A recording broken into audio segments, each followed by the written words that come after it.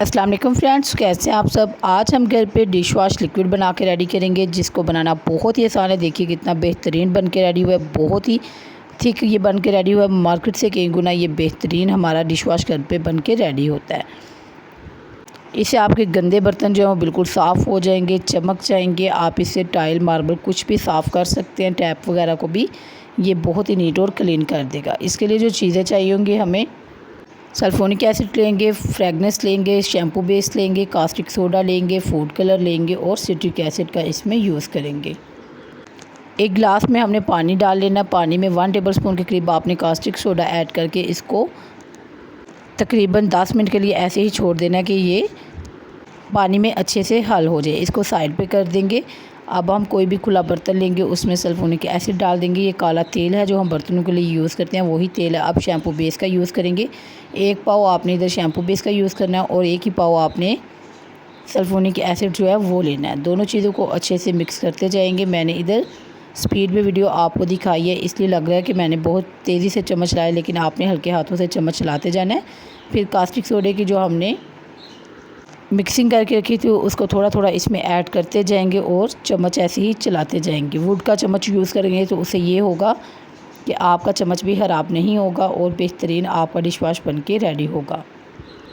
थोड़ा थोड़ा जो है कास्टिक सोडे वाला पानी आपने इसमें ऐड करते जाना है और चम्मच चलाते जाना है। तकरीबन 10 से 15 मिनट लग सकते हैं आपको इसकी मिक्सिंग में। जितनी अच्छी मिक्सिंग होगी उतना ही बेहतरीन आपका डिश वॉश बन के रेडी होगा।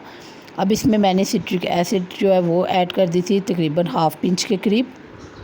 सिट्रिक एसिड यूज़ करने से ये होगा कि आपके बर्तनों पे जो पानी के दाग धब्बे जम जाते हैं वो भी नहीं जमेंगे और बर्तन बिल्कुल।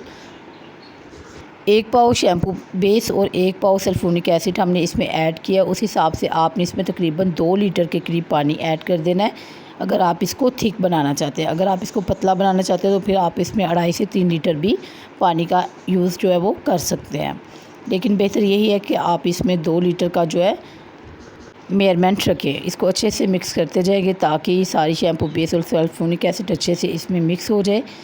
2 लीटर जो पानी आपने इसमें ऐड करना है, सारा डायरेक्ट नहीं ऐड करना, थोड़ा थोड़ा ऐड करते जाएंगे, चम्मच चलाते जाएंगे।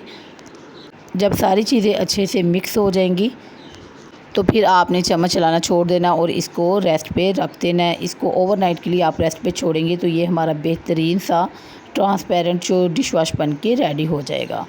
इधर टोटल पानी मैंने इसमें ऐड कर दिया, फिर से चम्मच चलाएंगे। अब इसकी जो थिकनेस है वो आप लोगों को मैं दिखाती हूँ। थोड़ा थिक हो चुका है लेकिन जाग की वजह से क्लियर आपको नज़र नहीं आ रहा।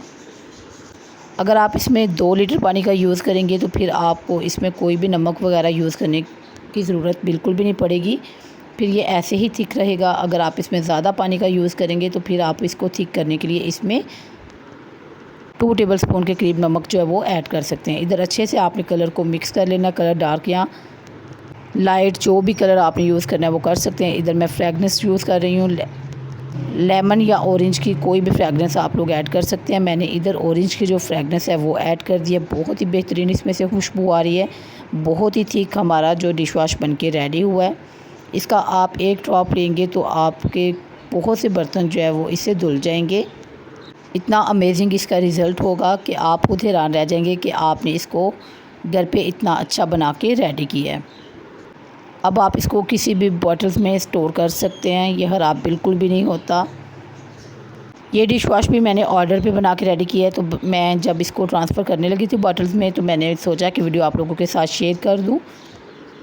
इससे पहले मैंने 5 से 6 जो डिश वॉश बना के रेडी किए हैं उनकी वीडियो मेरे चैनल पे मौजूद है।